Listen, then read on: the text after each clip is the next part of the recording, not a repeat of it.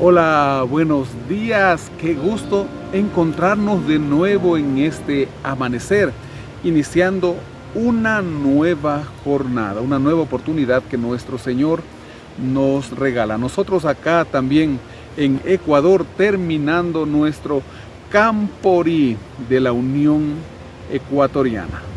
Más de 6,000 acampantes. Dios ha sido bueno. Hoy retornamos a casa. Recuerde compartir el enlace de este video, déjenos ahí su me gusta. También le invito para que juntos iniciemos en oración. Mi buen Dios y Padre, gracias por este día, por las bendiciones. Gracias porque nos amas. Gracias, Señor, porque nos permites al estudiar tu palabra, escuchar tu voz y desear los cambios que necesitamos en nuestra vida. Que tu Espíritu Santo nos ayude a entenderla y a ponerla en práctica. Lo rogamos, Señor, en el nombre de Jesús, nuestro Salvador. Amén. Amén. El capítulo número 8. Al estudiar el día de ayer sobre el apedreamiento de Esteban, se hablaba de un joven llamado Saulo, ante los pies del cual todos habían puesto sus mantos. Desde el verso 1. En aquel día hubo una gran persecución contra la iglesia que estaba en Jerusalén, y todos, salvo los apóstoles, fueron esparcidos por las tierras de Judea y de Samaria. Unos hombres piadosos llevaron a enterrar a Esteban, e hicieron gran llanto sobre él. Saulo, por su parte, asolaba la iglesia, entrando casa por casa, arrasaba a hombres y mujeres y los enviaba a la cárcel. Al final del capítulo 7 también leíamos que Saulo consentía con la muerte de Esteban. También nos dice el comentario: esta hora tan oscura alberga un rayo de esperanza al presentarnos al hombre que será el mayor de todos los misioneros cristianos, al cual luego el texto lo llamará por Pablo. La ejecución de Esteban desata una persecución más amplia, en la que Saulo de Tarso desempeña un papel violento. Los creyentes se diseminan por las tierras de Judea y de Samaria, y por todas partes, y por donde quiera que iban, lo hacían anunciando el Evangelio. Entonces, la persecución solo ayudó a la expansión de la misión cristiana. Verso 4. Pero los que fueron esparcidos iban por todas partes anunciando el Evangelio. Entonces Felipe descendió a la ciudad de Samaria, les predicaba a Cristo. La gente unánime escuchaba atentamente las cosas que decía Felipe, oyendo y viendo las señales que hacía. Pues de muchos que tenían espíritus impuros, salían estos lanzando gritos, y muchos paralíticos y cojos eran sanados. Así que había gran gozo en aquella ciudad. Pero había un hombre llamado Simón, que antes ejercía la magia en aquella ciudad y que había engañado a la gente de Samaria, haciéndose pasar por alguien importante. A este oían atentamente todos, desde el más pequeño hasta el más grande, y decían: este es el gran poder de Dios. Estaban atentos a él, porque con sus artes mágicas los había engañado por mucho tiempo. Pero cuando creyeron a Felipe, que anunciaba el evangelio del reino de Dios y el nombre de Jesucristo, se bautizaban hombres y mujeres. También creyó Simón mismo, y después de bautizado estaba siempre con Felipe, y al ver las señales y grandes milagros que se hacían, estaba atónito. Cuando los apóstoles que estaban en Jerusalén oyeron que Samaria había recibido la palabra de Dios, enviaron allá a Pedro y a Juan, los cuales, una vez llegados, oraron por ellos, para que recibieran el Espíritu Santo, pues aún no había descendido sobre ninguno de ellos, sino que solamente habían sido bautizados en el nombre de Jesús. Qué hermoso.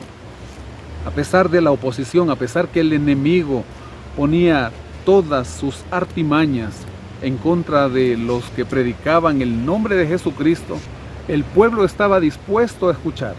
A pesar de este falso que supuestamente era escuchado por el pueblo, podemos también nosotros darnos cuenta que la palabra de Dios tiene más poder, mucho poder, y echa abajo la palabra del enemigo.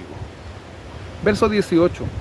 Cuando vio Simón que por la imposición de las manos de los apóstoles se daba el Espíritu Santo, les ofreció dinero diciendo: dadme también a mí este poder para que cualquiera a quien yo imponga las manos reciba el Espíritu Santo. Entonces Pedro le dijo: tu dinero perezca contigo, porque has pensado que el don de Dios se obtiene con dinero. No tienes tu parte ni suerte en este asunto, porque tu corazón no es recto delante de Dios. Arrepiéntete, pues, de esta tu maldad y ruega a Dios, si quizás te sea perdonado el pensamiento de tu corazón, porque en hiel de amargura y en prisión de maldad veo que estás. Respondiendo entonces Simón dijo: rogad vosotros por mí al Señor, para que nada de esto que habéis dicho venga sobre mí. Ellos, habiendo testificado y hablando la palabra de Dios, se volvieron a Jerusalén, y en muchas poblaciones de los samaritanos anunciaban el Evangelio. Aún ahora hay personas que piensan que con el dinero se puede comprar el favor de Dios, olvidando que Dios es el dueño del universo entero, y por más dinero que pueda tener un ser humano en esta tierra, es ínfimo ante el poder de Dios. Pero más que ante el poder, cuando vamos ante el amor de nuestro Dios, las cosas van a cambiar. Por eso Pedro llama a este hombre llamado Simón al arrepentimiento. Y de ello también hablaremos en la segunda parte del capítulo, desde el verso 26. Un ángel del Señor habló a Felipe diciendo: levántate y ve hacia el sur por el camino que desciende de Jerusalén a Gaza, el cual es desierto. Entonces él se levantó y fue.